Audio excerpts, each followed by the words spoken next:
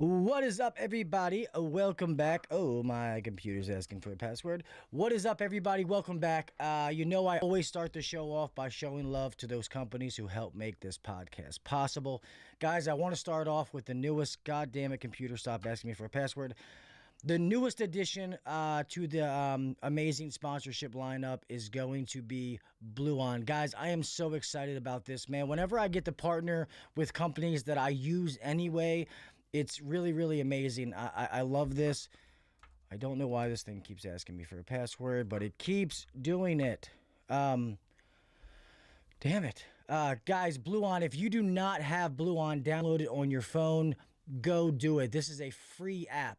100% free to the technician, a resource to have on your phone.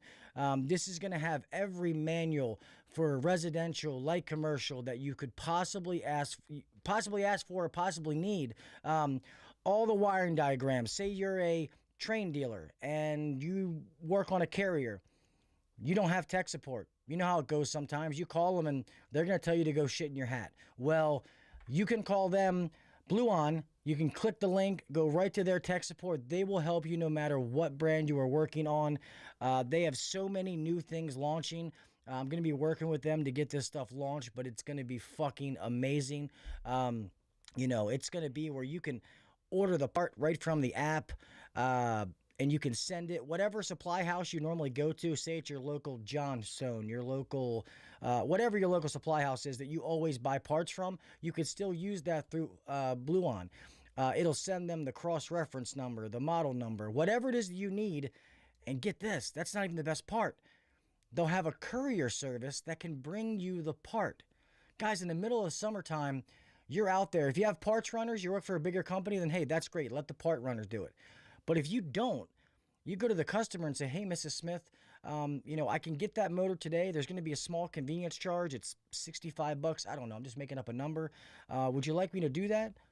What customer is going to say no? None of them are. Keeps you moving. You don't have to return the jobs.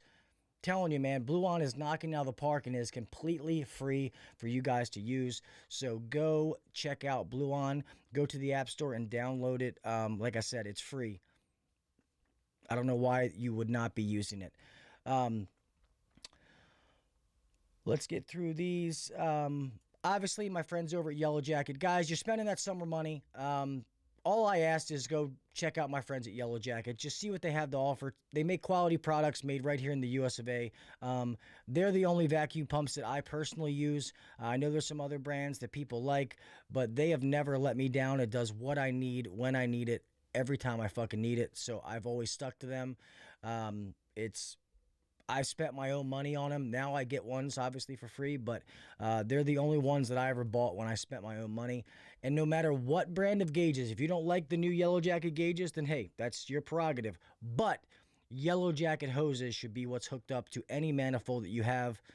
That's just my opinion and what I'm saying. Next is going to be, last but not least, is going to be...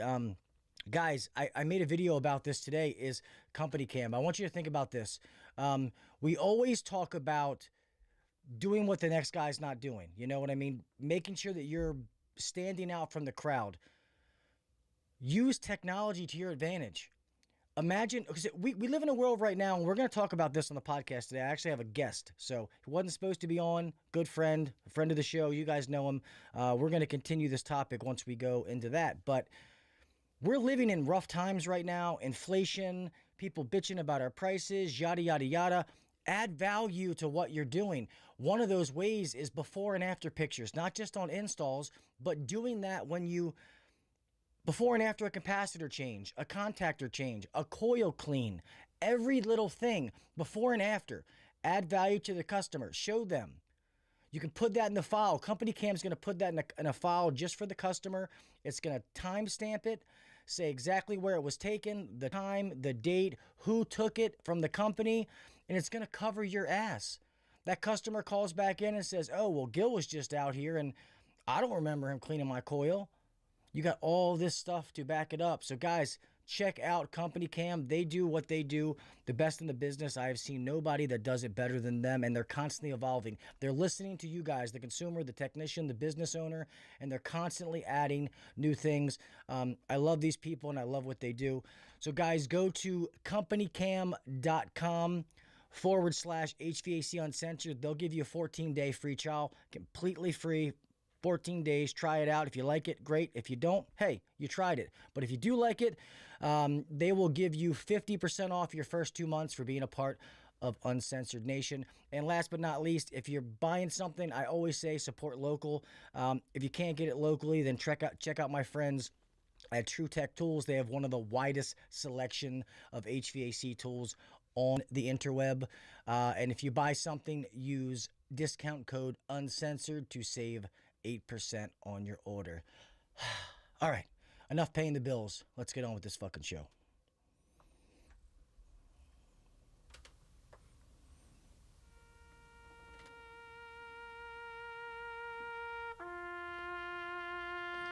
I pledge allegiance to the flag of the United States of America and to the republic for which it stands, one nation under God, indivisible, with liberty and justice for all. God bless the United States, and thank you to all those men and women who defend it.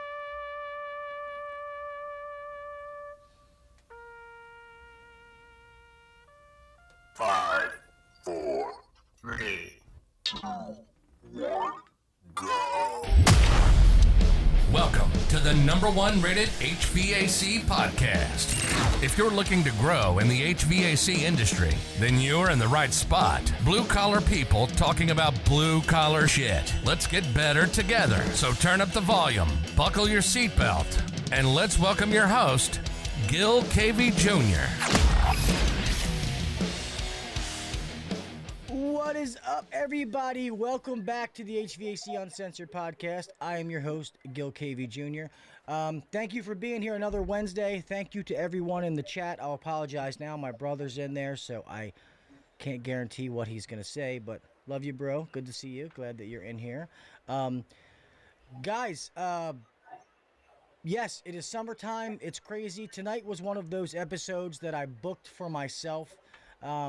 Sometimes it's nice just to have one of those episodes where I don't really have, like, I'm not doing an interview and it's more fun. But tonight, I am not alone. I have he's probably one of the people that's, as a guest, has been on as much as anybody else that's ever been on the podcast. So, without further ado, here is my good friend, Uncle Pete Ramsey. How are you, sir? Hey, buddy. Appreciate you inviting me on. It's good to be here. Yeah, of course. Everybody keeps saying it's hot out there. It's hot out there. Yes, it is that time of year. How are you? It's got to be hot as hell where you are, aren't you? Oh yeah. You know, I'm in Panama right now. I'm based in Miami. We've got a company there, but for my wife is from abroad. We're down here for now, but hey, congratulations on Blue On. I got to tell you, we do these mastermind groups with all these business owners, and most of them are technicians, and they're passing that app back and forth. That's just one of those things that I really, really thought was innovative. I thought, man, this is a great idea. So congratulations on that. That's a big deal. I like those guys. Thank you. I appreciate that. It was the video podcast was a couple of weeks ago. I just dropped the audio with them, and it's free. So that's why I say any technician out there, if you're not using it, it is a awesome resource. That is only something that's going to make you better. So I appreciate it. You know how it is when, as the podcast has grown, has gotten some, I don't want to say fame. I don't want to say that word, but it's gotten some notoriety and people know what it is, and the podcast has grown.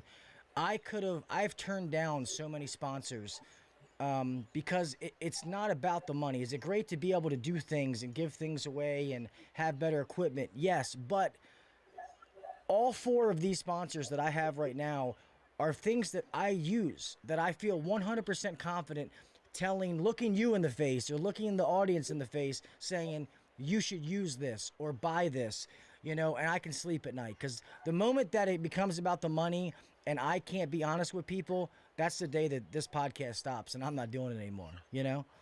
Yeah, you got to maintain your integrity, and Yeah. so working with people that are good for your listeners is it's good for everybody. All boats float on a lifting tide. You know how that works. Yeah, no, But, that's very true. but yeah, awesome stuff, man. Congratulations on that. Thank you. What is I know that you were on, it's been a month or two now. Time flies fast. What news going on with you as of right now? Anything new? A lot, gosh, a lot. You know, I'm coming up on this year. You talk about feeling old, Gil. This year will mark my 40th year since entering HVAC school. U.S. Army Corps of Engineers. I know, right? That's pretty good for a 28-year-old. But time flies, and I've watched things evolve. And you know, I'm in my 50s, but I feel like I'm pretty young because you know I gravitate towards you know the younger people as much as I do to the older ones, and you know I just see what they do and what they're going through, and just to watch this thing evolve from where it was where I was at. You know, it seems like yesterday. I know the listeners are like, man, this guy's old, but I'm telling you, the older you get, to realize, man, this thing's moving fast. It's moving fast, and so there's been a lot of changes. I mean, I'm looking in the chat. Hey Jessica, I don't know Jessica, but we see a lot of females coming into the industry. We see just a lot of changes, and I think it's so interesting to watch this thing develop. Not all of it's good, but a lot of it is. These apps like, you know, Company Cam and all this stuff that you can document now. Man, back when I was there, we carried Polaroids around, dude. Polaroid cameras. And that's how we had to capture the data up into those crawl spaces or tight attics or whatever. But yeah, it's been a while. So what's going on? I've decided to create a platform within the Facebook where business owners can come in and chat and be vulnerable and share and not get attacked. You ever read those posts where somebody asks a question, everybody just like dog piles with the insults? It just rips them a new one. Welcome to my Facebook group. Right. And so, I mean, you know, it's fun, you know, especially when you're technician, because technicians, we're a little bit different than, you know, let's call the lighter collar side of the business. But, you know, as technicians, you know, you learn these things and you move forward. You're looking for more advanced conversations, and somebody will come in and ask something really simple. But the same is true when you make that transition over into business owner. And so having a platform where you can go and talk about it is pretty important. So yeah, we come up with something. I didn't come up with it. I actually invested in it. It's called the Virtual Dinner Party. And I laughed when I heard that because I was telling the guy that was conducting these things, I said, my guys will never go for this. You know, a bunch of HVAC guys at a virtual dinner party, give me a break.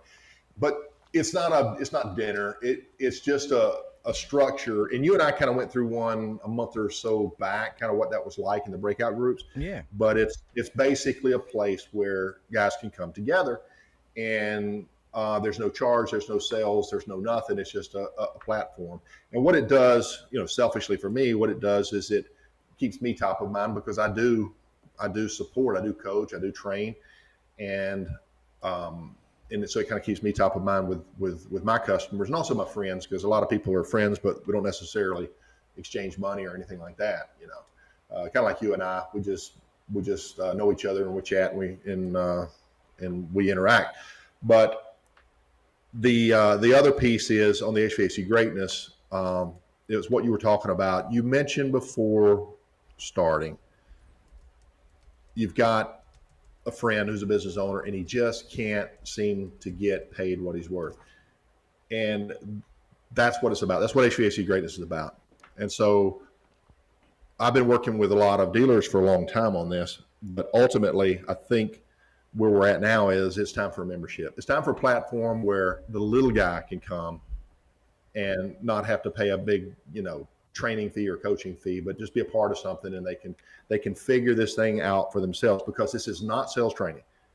guys, if you want to bring more value, it's not hiring a better salesman, right? And I was telling Gil before the show, I mean, I felt that when you guys, I don't know if you guys know, I worked as a territory manager after I sold my business. And I worked for Lennox for a long time. And Lennox was a great company, especially back when I was working there. And, no knock against Goodman, but some years later, I went to work for Goodman. They pursued me, offered me a really good spot, and so I went to work for them. It suits a different need. But what really sobered me up, Gil, was when the same Pete, same khakis, same golf shirt, same in my book I carried in, same customers. They would treat me differently when I represented Lennox than when I represented Goodman because of the way they perceived the company. And so this whole thing about getting more money for your services, you need to get more perceived value out of the entire package. And that includes and starts with the organization, the company. Yeah. And what it stands for, what it's about. Is it a commodity or are you just another heating and air company? So that kind of stuff really excites me because it's a transformation. It's not, well, here, just go do this. You go through and you start implementing all of these different things. And before you know it, all this stuff starts coming up together. And it's just a different approach. It's an intelligent approach. And so that's kind of what I've been doing, focusing on that and organizing this so that it makes sense. And you can jump in there and do this yourself, even if you're a one-man operation right now. So well, yeah, and just so the listeners knows, first, hello everybody that's out there. My brother, Rookie, Scott, Jessica, everybody's out there. Thank you guys for being here. I appreciate you. And my nephew Zach was in there. Hey, Isaiah, hey buddy. Sorry if I missed somebody. Hello everyone that's watching. But I got a message, and how it started is I want you guys to know, I know most of the ones that I see in the chat don't, but if you're out there and you own a company, you work for yourself, I know it's hard right now. I know inflation, we're all paying more for stuff, price increase after price increase, and you have to raise your prices, but the feedback you get from your customers may not be that good. It may be, well, hey, why is this so expensive? Yada, yada, yada. Don't lower your price. I'm telling you, don't do that. It's going to be a race to the bottom. All right. We just survived a pandemic and we have inflation. We're going to go into a recession. It's not a matter of if, it's a matter of when. It's coming. So be ready. You have to have as much money in the bank as possible. You need to be prepared for it. Add value to what you're doing. Do not lower your prices, because I'm telling you, if you do that, you're going to get done this summer. You're going to think, oh, man, we were so busy. You look in the bank and you got diddly dog shit in there. And then a recession comes and you might be one of those, poor SOBs that ends up closing the door. And I don't want to see that happen to anybody out there watching this at all. I mean, am I wrong? Tell me, am I wrong? Not only are you right, at the risk of sounding like a nut job, I don't think you've taken it far enough. I think we're in for some change. And I will say this, I love what you're saying. You should be stocking up a little bit just in case cash flow dries up a little bit, food stores, in some cases ammunition, just depending on what you do. But your very best asset, and this is what I love about what we do, is your skill set. Okay, so we saw during the pandemic something that we'd never heard of before called essential services. And when all these restaurants and all these theaters and all these usually very profitable business were shutting doors, the guys that I was working with had record-breaking years. I don't know about you guys. And a lot of it had to do with all of a sudden these equipment owners are home and they're looking around the house and they're saying, man, I really could fix this place up. It got the attention, and all of a sudden we were getting these equipment replacements and service upgrades, all kind of stuff. But I think you're right. I think recession, possibly even depression, depending on how far this thing goes. And for those of you who are not aware of this, I don't want to go into the details because I'm speaking over my head, but I do know that diesel fuel specifically, we're going to see a shortage of roughly half. So imagine all these delivery semis, even trains. I think they run off diesel now. All of a sudden, the deliveries are cut in half. That means that the fuel tanks at your local gas station are half full. The grocery stores are half full. Your supply house and equipment supplier is half full. This is going to affect a lot of things. And for the person who has a skill set, like HVAC service, plumbing, electrical, what have you, whatever that is, when other people are going through difficult times and cash gets tight, and who knows to what extreme this is going to go. I think it's going to be a gradual thing. It'll feel like it's all at once. But honestly, you're going to be in a position to take care of your family. And as a service technician, if you don't have the equipment, you can't replace it. You have the technology and you have the know-how to get it going or something. Yeah. No. And so you've got a way to make your money. But yeah, to your point, you don't want to drop your value, Gil. And I love what's Beltway's position on that? How are you guys doing? We're good. I mean, we raised our prices not long ago. Speaking of that, hang on one second. Ryan was able to make it, so now we got another hop in here person. We got now I just got to change the name because I wasn't planning on 3 people. I apologize. Hello, Ryan. Ryan, meet Pete. I don't know if you've ever Nope, first time. Nice to meet you. What's up, Pete? Hey, Ryan. Good to know you, man. Let me hurry up and change these names. I'm sorry. Why? What is this doing? You're doing a good job, Gil. Trying. I'm just trying to. So where are you from, Ryan? While he's working. I'm from down the street from Gil. That's how I met him. I was like, oh, this guy's down the street from me. So, can you hear me okay? Yeah. Loud and clear. Yeah, I can hear you. And I can. It's not working like always. Yeah, your audio actually comes in stronger than Gil's on my end. But I can always turn mine up. So cool. You're down the street. Do you own a business? Do you work for a business? Yeah, Ryan is who I work for. Ryan's the one who. Ryan's you're the owner. boss. Okay. Yeah, Ryan's owns Beltway. Right. Yeah. That's why I do recognize you now. I'm sorry. Yeah. My camera's set up in such a way it's got your face half blocked, and I'm old. All right. Well, I guess Ryan, you're I've gotten prettier over the years. It's cool, man. I don't know why this thing's not letting me. I'm trying to change Ryan's name and it's not. Here, I'm just gonna do it this way. That's fine. You can keep me as Rich. Oh, never mind. I got it now. It's because normally I lock these. There we go. I lock the scenes, so I don't delete shit in the middle of a show. So yeah, there we go. Now I can get. Now I got Ryan. All right, now let me lock it again so I don't. Company cam and yellow jacket on this joint, dude. Check that out. Yeah, I don't have. I wasn't expecting, so I don't have blue on here yet. So while you guys talk, I might have to add blue on so I don't get fired in the first month. Yeah. How? What were we talking about? Raising prices? So we were talking about. God damn it, that's the wrong one. About having a conversation. Somebody I had a conversation with about just saying about what your prices should be now, and like, oh well, I'm paying more for stuff, but customers are bitching about the price being so high. I mean, me and you have had this conversation, and I mean, yeah, we need to make money, but at the same point, it can't be like a race to the bottom. You know what I mean?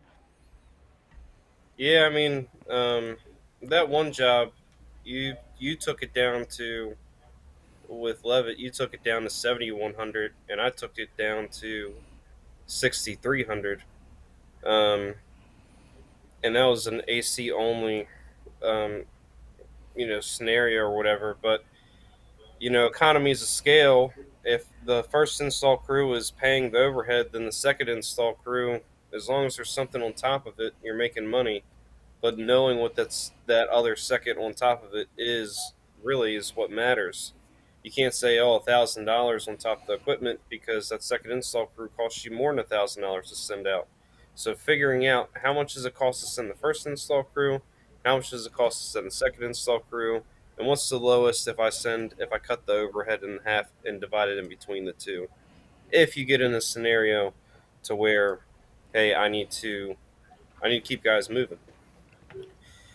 Yeah, no, I mean, we figured, I mean, obviously we want our, Pete, so when you hear we want our second install team moving, obviously service guys rolling. So, and the one that he did was a friend of somebody he knows, but it's not hot here in Maryland. So that, I mean, I'll be honest, it almost makes, we'd be lying if I say it doesn't make you a little nervous. I mean, we know that when it happens, we're going to make the most out of it.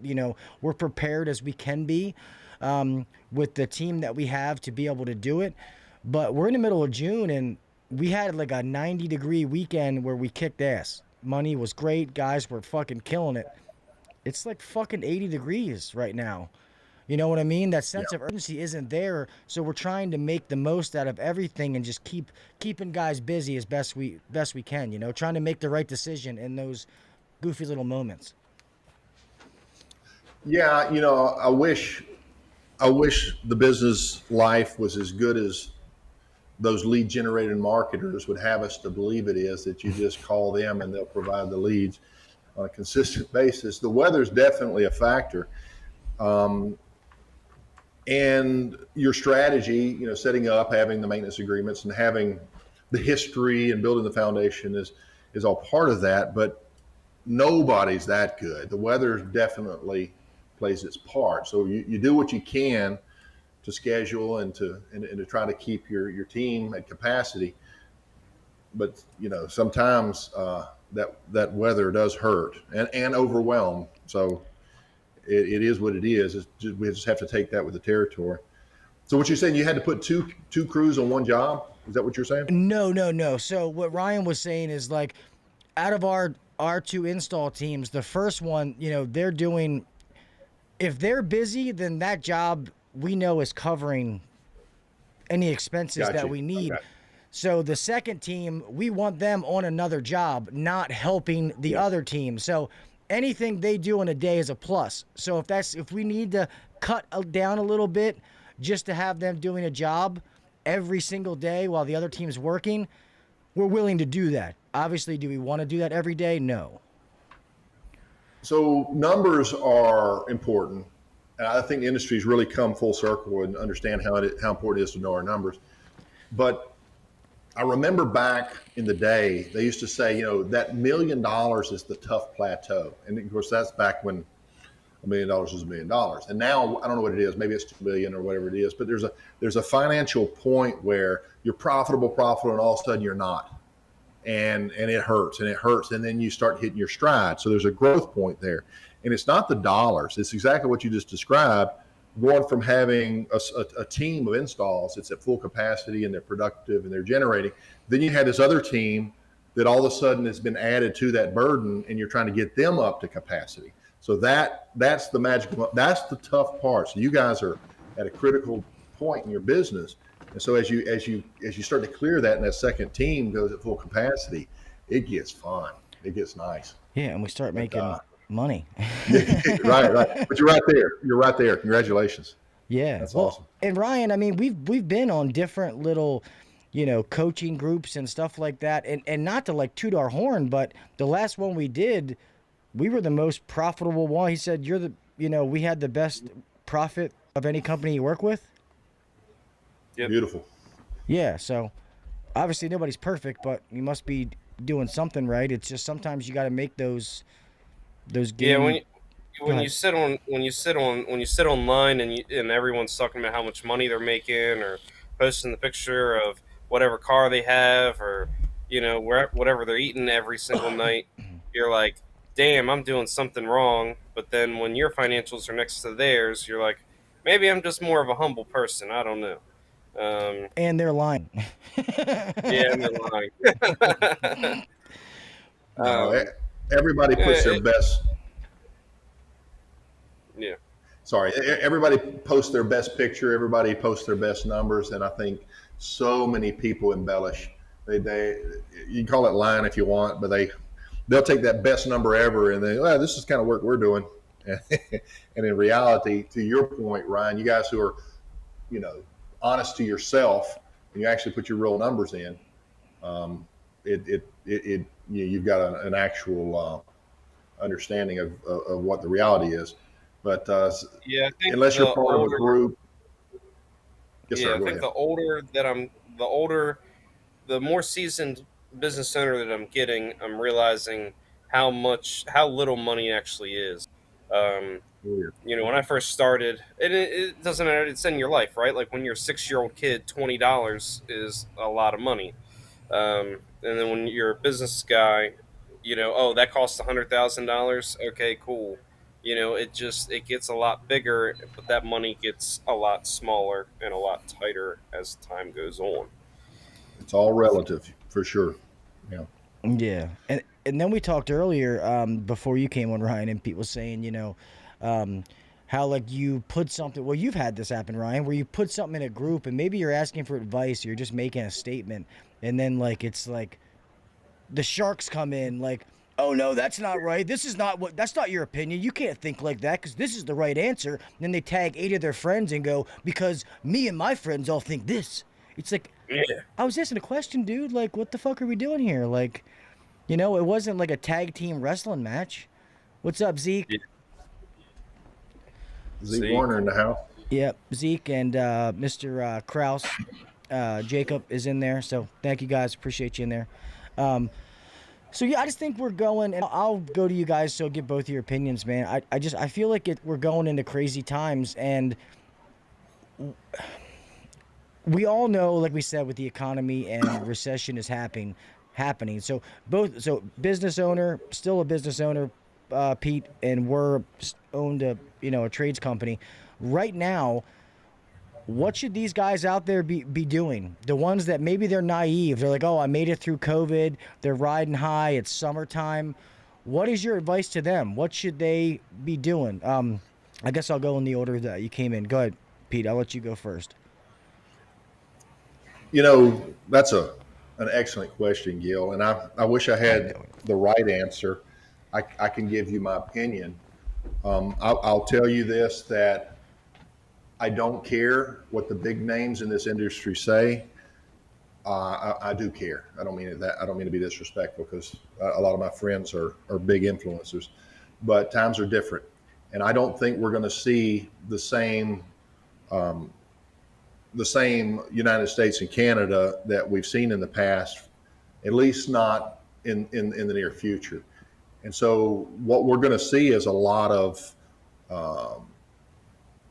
people are going to go away. They're going to go under. They'll go back to work for somebody else. They'll do whatever they have to do. But those who have a couple of things handled right now are going to be the ones that are going to survive. And in my opinion, it is extremely powerful relationships with your customers. Not just a maintenance agreement and, hey, we like each other and we're friendly, but forming a true bond and reinforcing that as part of your business model in everything that you do. And also, you must have very high integrity and commitment to quality in what you're doing. I watch these hustlers out there who are selling this and doing that and make that money and get down the road. Those guys, there's karma, that unfortunately, that is attached to some of that, and it takes a while to catch up.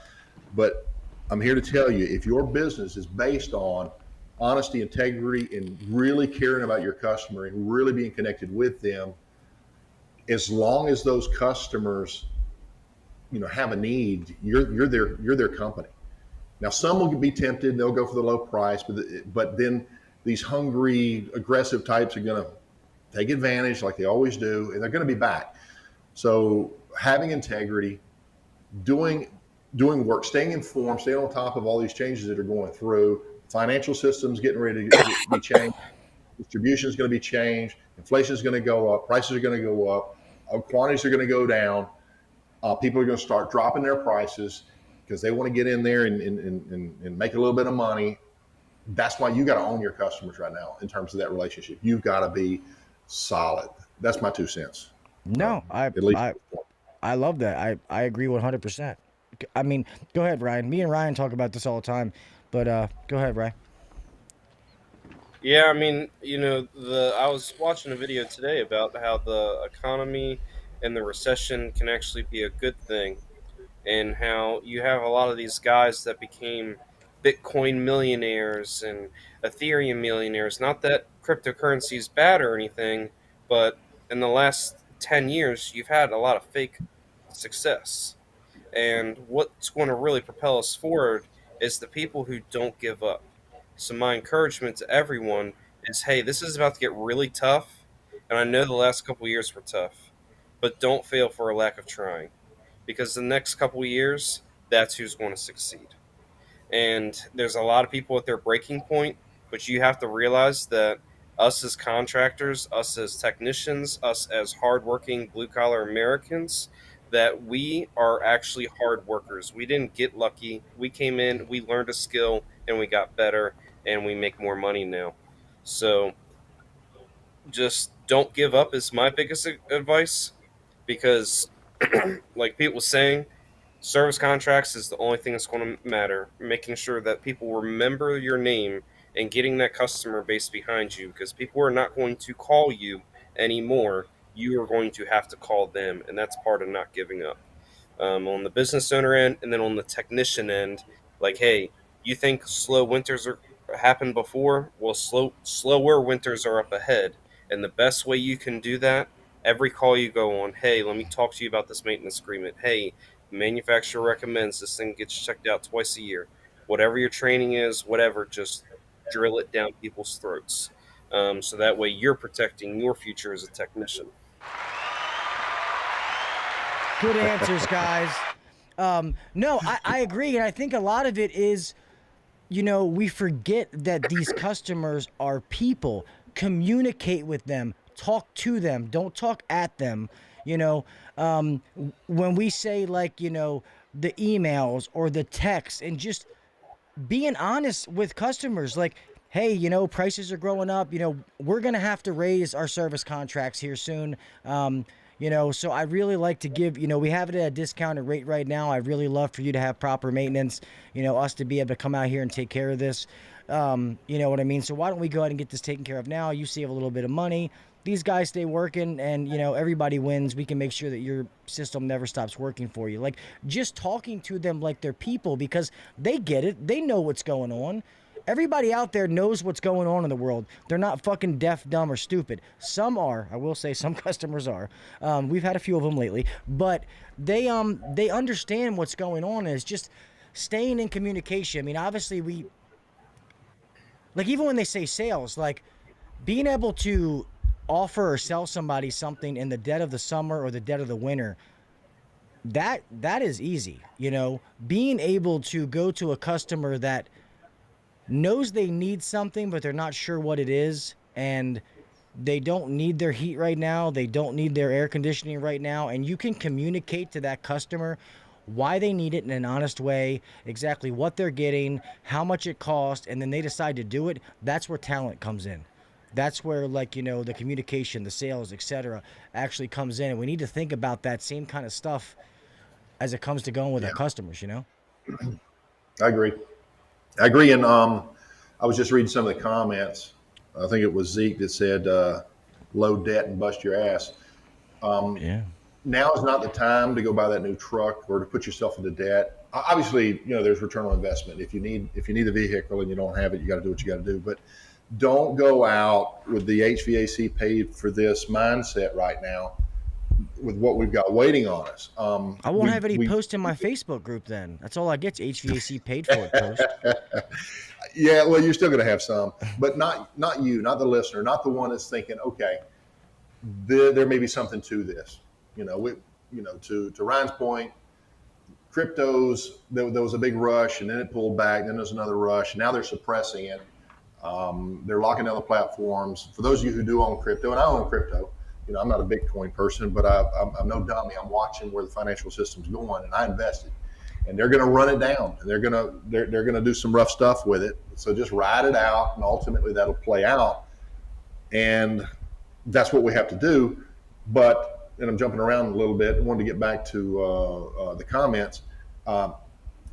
Understanding that the key principles that between Ryan and yourself and what I mentioned, that these are going to be key to you making it. There are new challenges that are coming along, and one of the things it mentioned, was it Mr. Tong or Tung? Tongue, yeah, Tongue, yeah. He was talking about getting good people. How do you find people that want to train? And we had a conversation in our mastermind group last night, and they were talking about a trouble employee. Well, how do you do it? Well, they're just so sensitive. As a boss, you can't talk to them. They're easily offended. And, back when I was a tech, the boss would just tell you like it is. And if you didn't like it, that's tough, but times have changed. And so as the culture has changed, we're seeing a change in the work pool and what's available. And don't get me wrong, there's some rock stars born every day that are coming in this industry, but they just don't seem to be as plentiful. And people in general don't want to get their hands dirty. I don't want to climb up in that attic. I don't want to perspire all day. I don't want to, get these cuts and sheet metal, rub up in that insulation and, breathe phosgene gas or whatever, all this different stuff. But I think this supports what Ryan said about, pushing yourself and hanging in there and toughing it out. You don't grow big muscles without lifting heavy weights. You don't have any growth in life without overcoming something. And so manning up, excuse the expression, Jessica and other female listeners, but I'm saying owning up and taking control of your own life and dealing with the consequences is going to be key to you moving forward as a individual professional, whether you're the technician, the owner, or anything in between. And I think that all these, I think the tough are going to be the ones that are going to come through this. And I think a lot of people are just going to give up and let go and go away. And I didn't mean to get on a tangent. I kind of lost my main thought, but I just wanted to communicate that because I love that point that Ryan made about, you just got to hang in there. You just got to keep going. You got to push. Yeah, I mean, I think on finding good people, if you're building a company, my best advice on finding good people is write down your core values, which I'm not a big fan of core values. I have something else that's a little bit different. I have a mission, vision, and promise statement. There's a lot that goes into that. If you want to message me personally, I'm more than happy to teach you, but it's a little bit of a trade secret or a Beltway secret, only because it works really well. But the core of it is have your core values, write them up on a wall, and follow them to a T. And set boundaries very well. Boundaries by Henry Cloud. It's a wonderful book to read. But I think reading and implementing a book like that will help you find better technicians because you hold yourself accountable to your to the boundaries that you set, and those boundaries are your core values. And as long as you're sticking to the core values, you're going to come up with stuff that are going to make people want to come work for you. So it's like, let's create a company that everyone wants to work at. Well, how do I do that? Well, let's start here. And starting here just means let's write down these core values. For me, it's mission, vision, and promise. So it's an MVP statement. And like I said, there's a lot that goes into that. But what's the mission of the company? What's the vision? And what's the promise? And all three of those things, I have, okay, this person would like to come work here for this. This person's going to like it because of this, and this person's going to like it because of this. And then the last thing is you got to pay them. You got to pay people what they want. You got to pay them what they're worth. There's a threshold of, Gil, I love you to death, but if someone offered you $500,000 a year to come work for him, you wouldn't be a Beltway, right? Like it is what it is.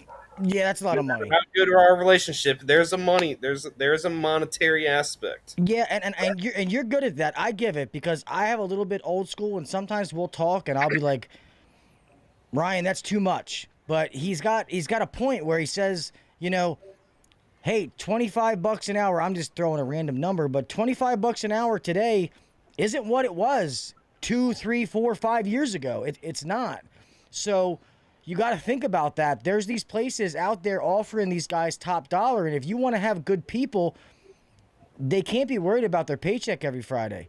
You know, wondering if it's going to be enough, if they're skimping by, especially if they're good people and you see them being around for a long time.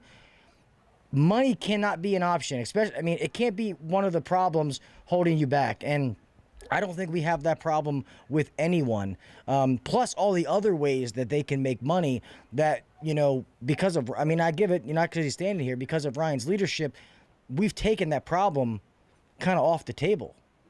It's not really an issue. Yeah, you know, and I remember when I went to work for the first company that I'd ever seen this, and they had their mission statement on the wall, and it was to be the premier go-to company in the market, what have you. And, you know, it's kind of like when I started my business and they said, well, you got to do a business plan. And, you know, you do a business plan, you didn't know what you're doing, you know, because, the banks like to read this, but what do I really need this for? And then you start talking about these woo-woo things like core values and culture and all this other stuff. So you start to hear these things bounce around. But once you come full circle and you've walked the walk, you start to realize, like what Ryan has, you know, mission, vision, promise. I love that, by the way, that these things are vital. And so essentially what this is who am I and what is important to me as a business owner? What do I want? How do I want to, what can I stand for? What are my, you know, I'll never compromise this ever. And, you know, identify who you are, find out what your main values are, maybe drill down to the core values, but also look at what we call shared values. So you got your very best customers, and there's something about you and your company, the way that you've interacted with them, that they just love you. And these are the customers, they'll pay they don't question the bill, they love you, they're always there. They see something in you that you don't even realize sometimes that you have. And so there's an overlap there. We're sharing something. It's important to me, it's important to you, therefore we get along. And so in attracting, you know, associates, as they call them these days, you know, your team, that's where the culture comes together. So there's certain things that we have to be on the same page with, because we basically believe the same way. Because if I'm coming to work for you, Ryan, and you're all about going through this checklist and I hate the details, I'm not a good fit for you. Because I'll play the game for a while and ultimately I'm going to quit doing it. I'll just find a shortcut somehow. So as you look at each role, you got the core values, but as you look at each role, there's key characteristics that are ideal for that role. So you've got certain, like the service technician, if he loves attention to detail, and he enjoys to a certain extent interacting with people and helping people, and of course he loves the craft and what he does and he takes pride in it. Now you've got something, the characteristics in place that if they share your values and they're a good fit for your culture, you got somebody that's going to stay. And it's not just about the money. But to your point, Gil, raise that, well, Ryan initially made it, raise that pay, but also raise those expectations and raise that accountability, because you can't have one without the other. And when you do, let's say somebody leaves, they'll quickly figure out and they're ready to come back. I had that happen over the years. I don't know if you guys have as well, where they think the grass is greener and they realize, man, this guy was really fair to me and he was really taking care of me. Yeah. All too well. Yeah, see, we definitely know that all too well. And the other thing, Ryan will concur, that we have is our guys could be at the gas station getting gas, and if another, say, like a service manager or business owner came up and said, hey, man, if you're not happy for a couple dollars more an hour, here's my card. I know all of our guys would be like, go fuck yourself. Yeah. Every one of them would. But here's the key. That same culture that same identity, that same those values that attracts your very best customers that you're communicating, they also attract your very best employees. So being true to who you are is key. But you can't do Oh that yeah, till you figure out who you are. Yeah, go ahead. Yeah. yeah, no, big time. I think I think just putting the rebar in the foundation of the guys, and when you're talking about raising what we want and what we want out of them, that has always been, I think, over the years, has always been the trickiest part of it all. Is, hey, I'm going to bump you up to here, but I need you to get up to here, and then I need you to fill out this note. I need you to put the stickers on. I need you to do the door tags. I need, like, how monotonous is this going to get for a couple extra dollars an hour? So finding that bar, I think we have really good ideas now on how to make that happen, but also paying not. I believe in paying for results, as far as like paying more on reviews and service contracts than, hey, I'm going to give you $1 extra an hour, but I want you to do this more admin work thing. Does that make sense? Um, Yeah. so like raising the bar, but also asking them what they're doing. But that bar doesn't have to be $1 an hour, I guess is what I'm saying, or $5 an hour. It could be, hey, if your average ticket is in the 800s, then you get a $30 spiff when you sell a service contract, opposed to a $10 spiff when selling a service contract. And getting creative like that, because now I'm enforcing more service contracts more than, and a high average ticket, versus, hey, I'm going to pay you more, and if I pay you more because you have a high average ticket, that can kind of create some dishonesty, you know. So that kind of commission and stuff like that, it can get tricky. Well, plus the incentives create the accountability. You pretty much you pay a person whatever they make per hour, and then the rest of it, you're pretty much giving them a blank check every week. Hmm. You know what I mean? And that's up to them. So, and a go-getter, like we have some people that they will, they want to add commas and zeros into that. And obviously you got to make sure that people can't be dishonest. I mean, you always got to toe that line of integrity and make sure you wheel people back. Thank God we don't have that. But I've seen it in the past when it comes to those commission type styles. But I think we have the best of both worlds, where guys make a good hourly rate, but they have the possibility to make more money by doing their job and doing it well, by doing all those little things that make them thorough. And when you kind of build that, it's almost like guys are double dipping, but they know if they're making money, the company's making money. You know what I mean? So we don't always have to say like Beltway has to make this. If we tell them we want you to make this, and this, it's we're worried about them, because if they make what they have to, we know we're going to make what we have to. Yeah, but in their defense, if I could reach back through time and grab a 24-year-old Pete by the neck, I would really slap him around a little bit and let him understand just how selfish and he actually was seeing things, because in how ignorant I was to the way things really work. Man, if I had my business, I'd pay my guys this much money. They don't pay us enough. They're making all this money, and I'm just out here doing all the work. And I really, really believe that. And, I look at, and I hope he's not listening, my son, after all these years, he decided to go into the business.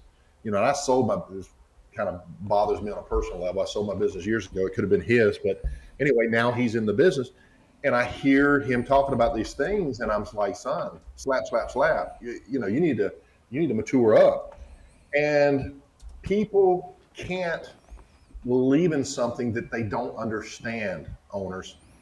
Okay, so if you want your employees to be a part of something, you need to include them. They need to understand. You need to explain things. They need to understand why coming around, putting these stickers on and documenting all this stuff and doing all these little internal marketing things and getting the reviews and all this other stuff reduces our advertising expenses.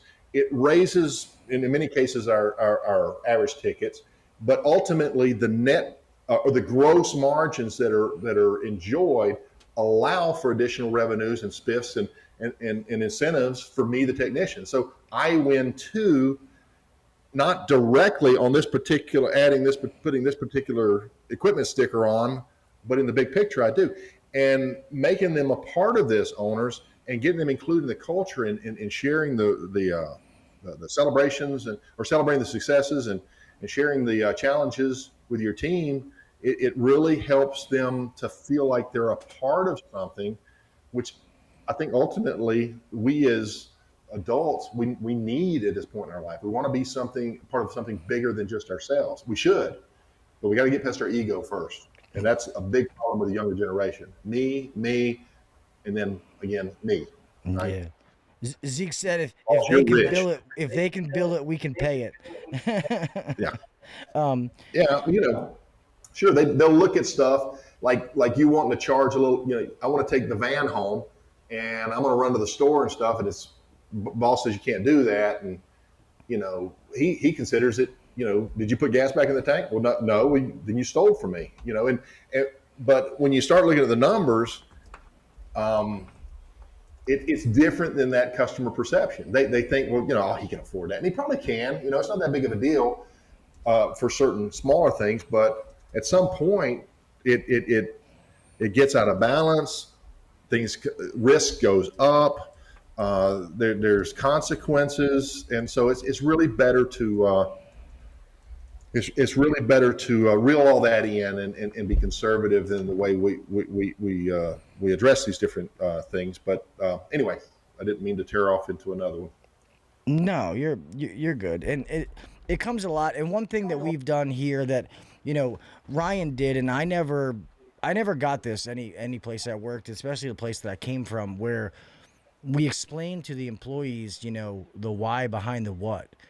When we ask them to do something, they know we need you to put stickers on because of this. We need you to get service contracts because of this. We need you to ask for reviews because of this. We need to make this amount of money in a certain month or whatever it is. I'm just trying to throw things out because of this. When we make $1, this much goes here, this much goes here, this, you know what I mean? They understand. And a lot of the guys are like, man, why don't we charge more for this? You know what I mean? So they understand everything. There is no, you know what I mean? Yeah. There's no gray area. And I'll take a technician in my office, and you'll be like, "Oh yeah, just charge $100 for this." I'm like, "Whoa! Come look at this sheet. You see this? What's the end number? It costs us $75,000 a month to operate. Okay, how many service technicians we got? Boom. Okay, let's divide 75,000 by the amount of service technicians. Now let's do that by hour. This is how much it costs you to sit in my office to explain this for 5 minutes. You can't charge $100 for an easy trap, man. I'm sorry. Oh my gosh, I need to go out there and charge $800 for this easy trap. Yeah. Hey man, whatever you want to do, I don't care. So I tell this story all the time. Back in I think it was around 96, we invested in Callahan Roach flat rate system. We were the very first flat rate companies in the county, and this was a mindset change because we went from X amount of dollars an hour to this large number for this repair, and my customers were pushing back, and they shouldn't. And I realized I just gone through financials training with Ruth King. I think she's still out there. I signed up with Linux, and that was part of the bonus training, and I was so glad I attended that. But we're at our company meeting, and I asked Stacy. I said, "Hey, on Friday, what happened with that blower motor replacement?" Stacy said that Pete, the customer, said that price was way too high, and I agree, it was. And so that right there revealed to me, of course, the customer thought it was too high. He's judging based on what the technician thinks because he's just transparent in the way he's communicating the price. It's going to be $450, whatever it is, $450 with this almost apologetic look, and people feed off of each other's energy. They get that. And so immediately we just dropped everything. We did a complete breakdown as to how we arrived at our rate. And it was beautiful. I came to within $1 of the actual number. And so whatever it was, let's say, I think I calculated $119 an hour way back then. And our flat rate was based on 120, right? And so I remember the same guy looking, say, oh my gosh, we need to raise our prices. And so once that changed, I saw all these eye bulbs open up. Once they understood what it costs to run a business, what it really costs to do that repair, all of a sudden the numbers started jumping, because my guys would go into $450, and that's a good price, sign right here. They believed in it. So if your technicians don't believe in your pricing because they don't understand them, that's your fault, boss. That you got to step up and allow them, by whatever means you decide. I don't know how transparent you want to be, but you got to get them comfortable with the pricing that you're given, that this is fair. And then they can buy in, but they can't if they think this is, $5 for a wire nut, this is a ripoff. $10 for an aspirin at the hospital. There's a reason. Stuff's expensive. Yeah, no, for sure. So, you have to explain it, and that happens. You see it when guys don't understand the price, and you have to make them understand. And I do agree that is a owner, a management thing. If a guy doesn't believe in something, it's because it wasn't explained to him properly. But damn, this is a great conversation, but I have to pick up my son in 15 minutes. We've been going for over an hour. This is crazy. These things end too fast. So, Rookie said, looks like Ryan's about to crash. Thank you guys for coming on. We'll have to do this again. I'm sorry. It was I know Ryan had to come in a little late. He was doing something, and both of you were last minute, so I appreciate you coming on. I hope that all of you out there got some, I know a lot of you that are in the chat are not necessarily business owners like Zeke and stuff like that. But if you're listening to this, after the fact, the recorded version or the audio version when it comes out, take some of what we said to heart. I mean, all this is always, any podcast we ever do is always trying to, help educate, motivate, or just make each other better. And that's the end game. That's the whole point of this. So I hope some of you take that and actually do get better. So, thank you guys, man. I appreciate you. Obviously, Ryan, I'll see you tomorrow there, buddy. Yeah, and thank you, Pete, for coming on. Guys, if go take a look. And I've said it several times before. HVAC greatness. Zeke can vouch. He is in there. He said Uncle Pete dumped our mastermind group. No, canceled. That's why I was able to come tonight. Yeah. I was going to be the mastermind group.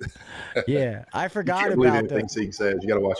Yeah, I forgot about those being on Wednesday until he came on and we talked about it. So thank you guys in the chat that came. Rookie, I appreciate you, buddy. Thank you. Yeah, man, I'm going to end this. I'm not going to go to the other screen. Please show love to all the sponsors that help make this podcast possible. I really do appreciate them. Because of them, I'm allowed to be here every Wednesday, able to give back. Huge giveaway coming up, guys. If you don't know, June 22nd is HVAC Technician Appreciation Day. That is the day that I'm going to announce the date for the giveaway between all the sponsors. I have all kinds of shit coming in to give away. So please stay tuned on all the social media sites. I will let you know how to win all of that stuff. It is tools, it is gift cards, it is clothing. You name it, I'm going to have it to give away. So it's going to be one of the biggest giveaways I've ever done. So stay tuned. All right? Good night, gentlemen. I appreciate you. Let's play a little closing outro, and then we can rock and roll. Thanks for listening to the HVAC Uncensored Podcast. Don't forget to check us out on Facebook and Instagram, or email us anytime at hvacuncensored@gmail.com. Now, get back to work. Shut this down. The views and opinions shared on the HVAC Uncensored Podcast may not necessarily be the views and opinions